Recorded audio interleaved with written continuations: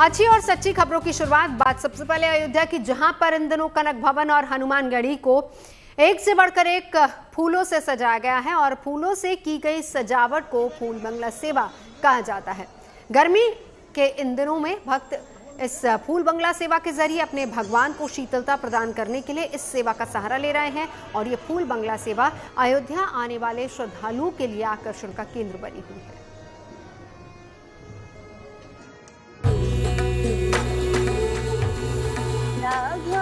ललन तेरे कोमल चरण कहीं कंकड़िया गड़ नहीं जा।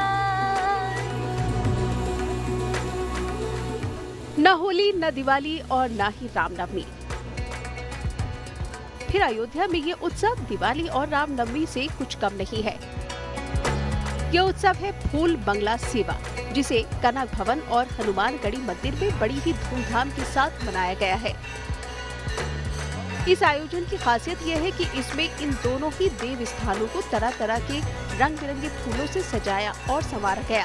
इसीलिए इसे फूल बंगला सेवा या फिर फूल बंगला झांकी भी कहा जाता है। भव्य सजाया गया है।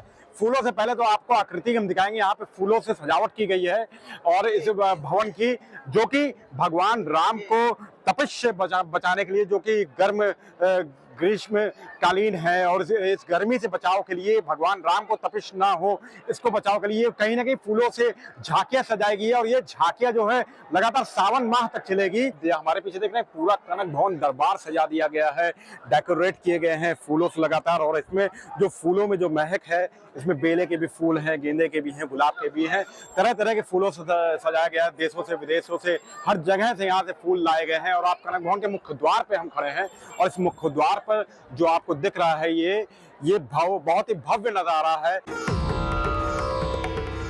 ज्येष्ठ महीने में ये उत्सव अलग अलग तारीखों में अलग अलग मंदिरों में मनाया जाता है, जिसके पीछे मान्यता यह है कि इस भीषण गर्मी से भगवान को राहत देने के लिए फूल बंगला सेवा का सहारा लिया जाता है, जिसके लिए देश के अलग अलग राज्यों से ही नहीं बल्कि विदेशों से भी फूल मंगवाए गए। इस बार 100 क्विंटल से ज्यादा देशी और विदेशी फूलों से न सिर्फ मंदिरों के गर्भगृह और प्रवेश द्वार को सजाया गया, बल्कि इन खूबसूरत फूलों से भगवान का भी विशेष श्रृंगार किया गया। ठाकुर जी को गर्मी के लिए पुष्पों की सुगंध और ठंडक रहे, इसीलिए गर्मी में फूल बंगला होता है। जैसे बिहारी जी में 365 दिन फूल बंगला होता है। ये अयोध्या का सौभाग्य है कि बलराम दास जी महाराज ने फूल बंगला कराया है और अवध बिहारी और वृंदावन बिहारी आज एक कर दिए।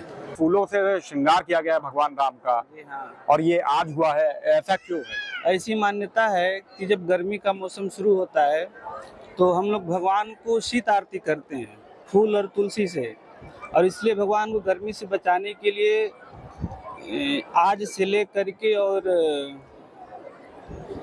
हरिशयनी एकादशी तक भगवान को फूल बंगले की झांकी लगाया जाता है। वृंदावन के संत पीपा द्वाराचार्य बलराम देवाचार्य महाराज की अगुवाई में कनक भवन और हनुमानगढ़ी मंदिर में ये फूल बंगला सेवा आयोजित हुई, जिसे देखने के लिए काफी संख्या में श्रद्धालु अयोध्या पहुँचे और अपने आराध्य को सुगंधित फूलों से सजा देखकर भाव विभोर हो उठे।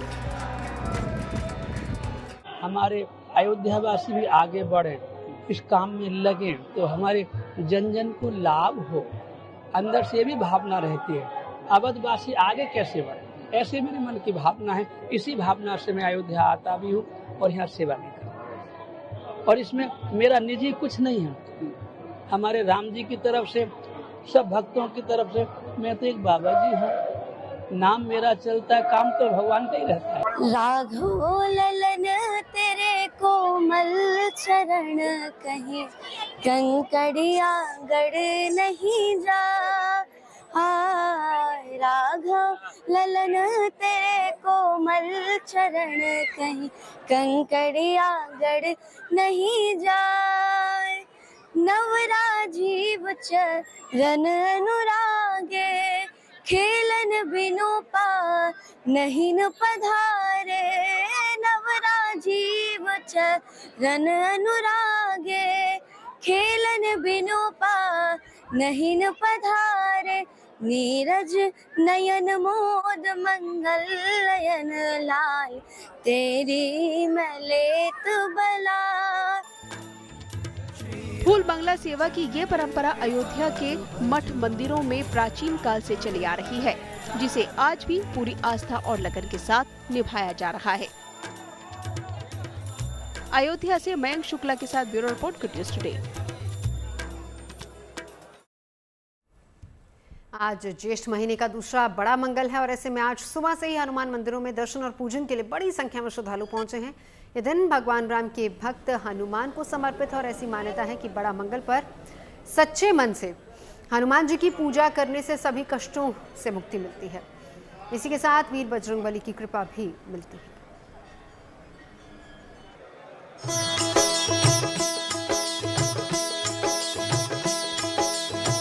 जय हनुमान ज्ञान गुण सागर, जय कपीस तिहु लोक उजागर। रामदूत अतुलित बल धामा, अंजनी पुत्र पवन सुत नामा। मंदिर में लगी कतार, बजरंगबली की हो रही जय जयकार, क्योंकि आज है ज्येष्ठ महीने का दूसरा बड़ा मंगल। इस मौके पर अयोध्या से लेकर लखनऊ और प्रयागराज तक आस्था और भक्ति का सैलाब नजर आया। सुबह से ही मंदिरों में संकट मोचक हनुमान के दर्शन और पूजन के लिए लोगों की लंबी लंबी कतारें नजर आई। कोई परिवार संग दर्शन करने पहुंचा और कोई दोस्त और रिश्तेदार के साथ हनुमान मंदिर में पूजा पाठ करने आया। ये तस्वीरें अयोध्या के प्रसिद्ध हनुमानगढ़ी मंदिर की हैं, जहां बड़ा मंगल के इस खास मौके पर सैकड़ों नहीं बल्कि हजारों की संख्या में लोग दर्शन करने के लिए कतारों में खड़े नजर आए। जोरदार गर्मी और उमस के बावजूद इन भक्तों के जोश और उत्साह में कोई कमी नजर नहीं आई। इस वक्त हम खड़े हैं हनुमानगढ़ी, अयोध्या हनुमानगढ़ी के पास और आप हमारे पीछे देख रहे हैं आज ज्येष्ठ माह का दूसरा मंगलवार है और यहाँ पे लगातार जो भक्त हैं, श्रद्धालु हैं, वो लाइनों में खड़े हैं प्रतीक्षा में कि हनुमान लला के दर्शन कर ले लोग। और यहाँ पे काफी भीड़ है और आपको हम लोगों से बात करते हैं। भाई साहब कहाँ से आ रहे हैं आप? मेरा नाम गौरव सिंह है, हम ग्रेटर नोएडा से आए यूपी से। और काफी कितनी देर से आप खड़े हैं यहाँ पे दर्शन? हम कम से कम 1 घंटे से खड़े हैं। 1 घंटे से खड़े हैं। तो कैसा लग रहा है यहाँ पे माहौल? मजा लग रहा है। और आप पीछे तक दिखाइए लोग कितने दूर तक है यहाँ पे। ज्येष्ठ महीने के सभी मंगलवार को बड़ा मंगल या फिर बुढ़वा मंगल कहा जाता है, जो हनुमान जी की पूजा पाठ के लिए समर्पित है। इस दिन विशेष रूप से हनुमान जी के वृद्ध रूप की पूजा की जाती है। मान्यता यह है कि इस दिन बजरंगबली की उपासना और उपवास रखने से भक्तों की सभी मनोकामनाएं पूरी हो जाती हैं। इसी के साथ वीर बजरंगबली की कृपा भी हासिल होती है।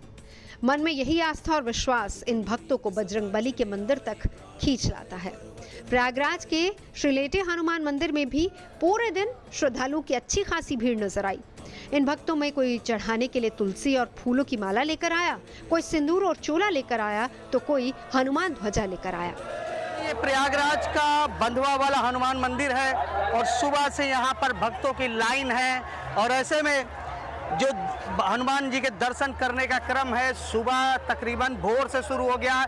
अगर लाइनों की बात करें तो तकरीबन 2000 आदमी, दोपहर में टेम्परेचर बहुत ज़्यादा है, फिर भी लाइनें देखिए लगकर अपने अपने निशान को लेकर पहुँचे हैं। भक्त यहाँ आते हैं, राम जी की कृपा से सबकी मनोकामनाएं पूरी होती है। जैसे हनुमान जी ने सीता माता के कष्ट हरे थे, वैसे हम सबके भी कष्ट वो हरते हैं। बस राम जी की शरण में जाइए, सारे कष्ट अपने आप दूर कर देंगे। मतलब लगता है सारे कष्ट दूर होते हैं। श्रद्धा और विश्वास है, अपना अपना विश्वास है। मेरी तो हर मनोकामना बजरंगबली ने पूरी की है। मुझे 18 साल बाद एक बेटे का वो दिया है। आँख में आंसू क्यों आ गए आपके?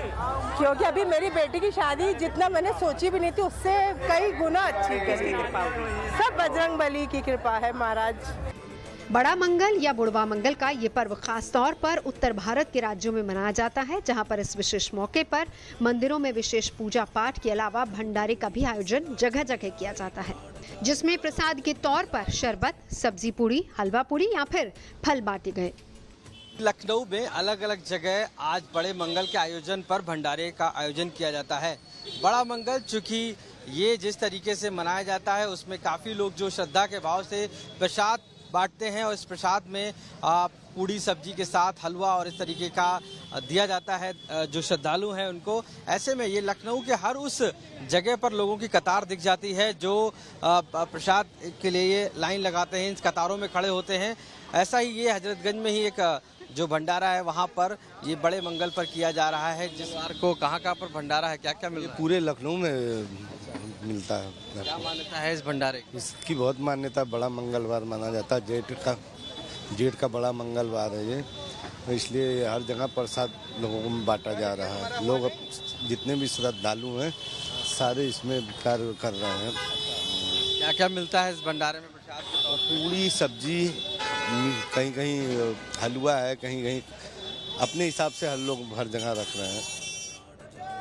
बड़ा मंगल के मौके पर हनुमान चालीसा, बजरंग बाण और सुंदरकांड का पाठ करना भी बेहद शुभ माना जाता है और यही वजह है कि कई मंदिरों में दर्शन के लिए पहुंचे भक्त हनुमान जी की कृपा पाने के लिए पाठ करते नजर आए। बड़ा मंगल आस्था और सेवा का ऐसा पर्व है जो हर साल ज्येष्ठ महीने के मंगलवार को इसी आस्था और भक्ति के साथ मनाया जाता है। अयोध्या से मयंक शुक्ला, प्रयागराज से आनंद राज, लखनऊ से आशीष श्रीवास्तव के साथ bureau report, good news today.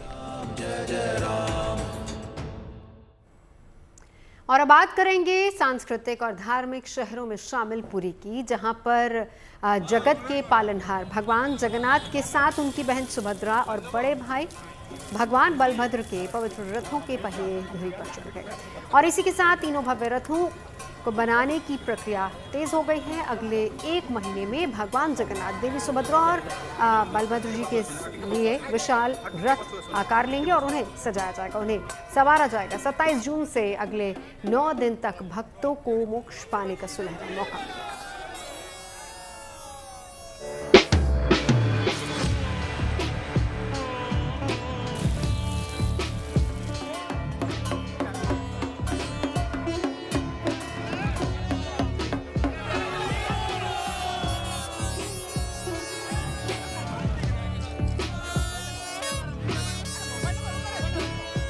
जगत के पालनहार भगवान जगन्नाथ की नगरी पुरी में दिव्य उत्सव का आरंभ हो चुका है। आस्था, भक्ति और संस्कृति का अद्भुत संगम दिखने लगा है।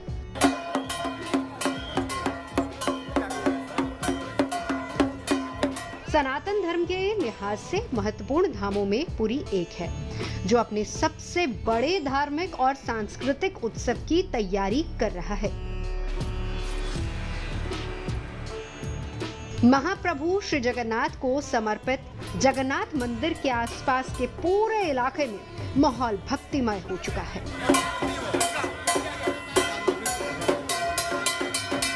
पुरी में भगवान जगन्नाथ, देवी सुभद्रा और भगवान बलभद्र के लिए बन रहे रथों से जुड़ा एक पड़ाव पूरा हो गया है।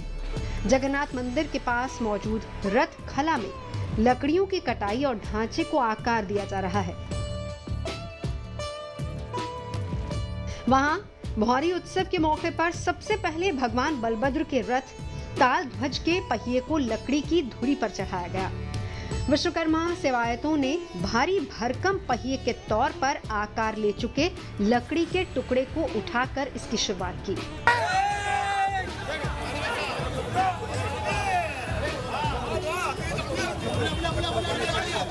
हरिबली के उद्घोष के साथ एक एक कर भगवान बलभद्र के अलावा भगवान जगन्नाथ और मां सुभद्रा के रथों के पहियों को लकड़ी की धुरी पर चढ़ाया गया।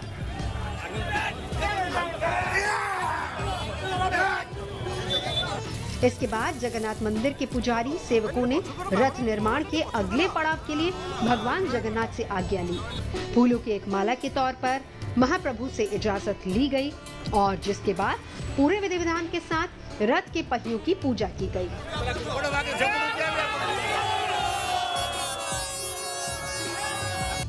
इस चरण के बाद तीनों रथों के बाकी हिस्सों को बनाने का काम अब तेजी से शुरू कर दिया गया है। रथ का जो पहिया है उसको पहले आज जोड़ा गया है। उसके बाद भगवान जी से जगन्नाथ, बलराम, सुभद्रा तीनों के से जो भगवान का श्रीअंग है उस पर भगवान जी का जो माला है उसको आज्ञा माला बोलते हैं। मतलब भगवान जी उनके रथ बनाने के लिए परमिशन देते हैं। वो अभी परमिशन आ गया है। अब क्या है ना, अब सिर्फ भगवान जी जब रथ बन जाएगा तब रथ यात्रा के पहले आगे दिन रथ फिर आज्ञामाला आएगा, रथ खींच के ले जाएगा जो सिंह दरवाजा पास, वहीं पर फिर दूसरे दिन रथ यात्रा के दिन भगवान जी सवार होके गुंडीचा टेम्पल चलेंगे। मौर्य उत्सव भगवान जगन्नाथ, देवी सुभद्रा और भगवान बलभद्र से जुड़े रथों के निर्माण की प्रक्रिया का एक महत्वपूर्ण हिस्सा है, जो अक्षय तृतीया से शुरू होती है। तीनों रथों में 42 पहिए होते हैं, जिनमें 18 पहियों का काम पूरा हो चुका है। तीनों रथों के बाकी पहियों और दूसरे हिस्सों को बनाने में 78 महाराणा सेवकों समेत लगभग 200 लोग लगे हुए हैं।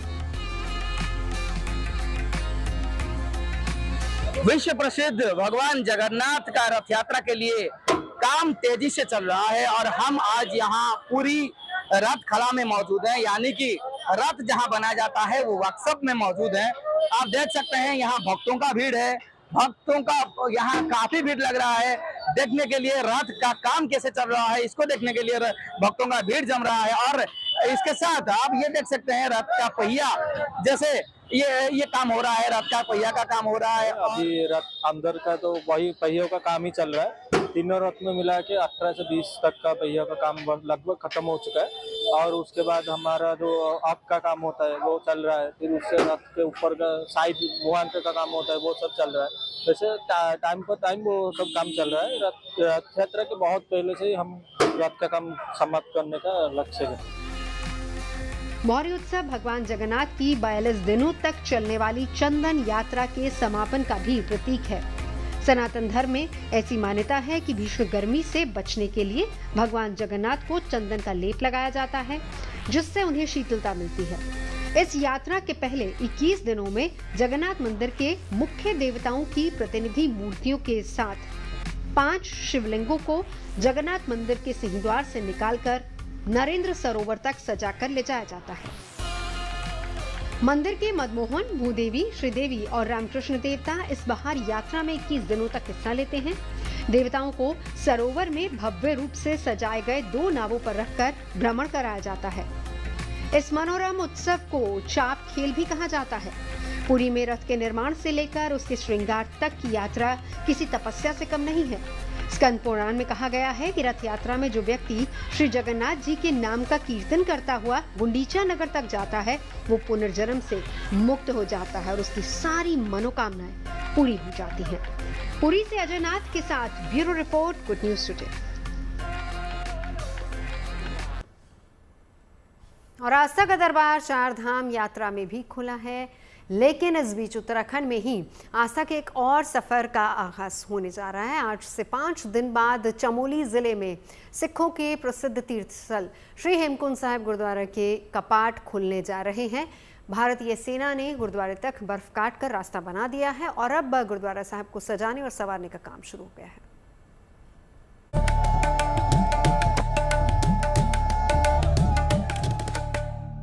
आस्था का रूट बनकर तैयार है। तैयारियां तकरीबन पूरी हो चुकी हैं। गुरुद्वारे को सजाने संवारने का काम शुरू हो चुका है। काउंटडाउन जारी है। 25 मई को हेमकुंड साहिब गुरुद्वारे के कपाट खुलेंगे और बर्फ की मोटी चादर को काटकर बनाए गए इस रास्ते पर श्रद्धालुओं का तांता लगना शुरू हो जाएगा।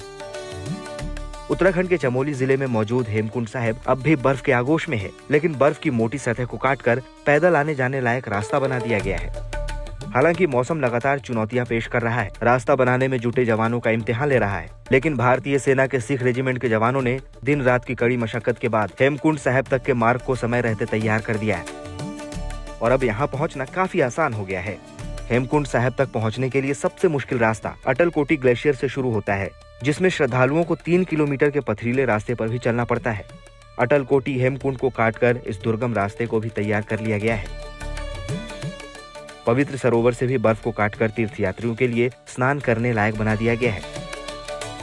हेमकुंड साहिब गुरुद्वारा प्रबंधन की टीम हेमकुंड साहिब का निरीक्षण कर चुकी है और यात्रा व्यवस्था से पूरी तरह संतुष्ट है। सिखों के इस पवित्र धाम की यात्रा में अब महज कुछ ही दिन शेष रह गए हैं।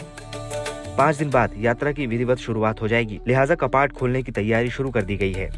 गोविंद घाट, घांगरिया और हेमकुंड साहिब गुरुद्वारे को सजाने का काम शुरू कर दिया गया है। गुरुद्वारे में श्रद्धालुओं के ठहरने की व्यवस्था की गई है और लंगर, दवाई जैसे जरूरी सामानों का इंतजाम किया गया है। 3 मई 2025 को श्री हेमकुंड साहिब जी की यात्रा आरंभ हो रही है। इसी के संदर्भ में सभी गुरुद्वारा साहिबान में डेकोरेशन का काम बहुत ही बढ़िया तरीके से चल रहा है। लगभग 100 के करीब सेवादार जो इस कार्य में जुटे हुए हैं। हेमकुंड साहब को इस साल 7 क्विंटल ताजे फूलों के साथ सजाया जाएगा और यात्रा टैग बिल्कुल कंप्लीट है। आर्मी के द्वारा इस साल बहुत ही तनदेही से इस काम को पूरी तरह से कंप्लीट किया गया है। हेमकुंड साहिब समुद्र तल से 15,000 फीट की ऊंचाई पर मौजूद है। हर साल 5 से 6 महीने के लिए ये गुरुद्वारा खुला रहता है, आमतौर पर मई से अक्टूबर तक। अक्टूबर में सर्दियों के मौसम में ये बंद हो जाएगा। इस दौरान ये पूरा इलाका बर्फ से ढका रहता है। इस दौरान यहाँ आना असंभव हो जाता है, लेकिन फिलहाल 5 से 6 महीने तक यहाँ आस्था की चमक दमक से ये पूरा इलाका गुलजार रहेगा। चमोली से कमल नयन सिलोड़ी के साथ bureau report, good news today.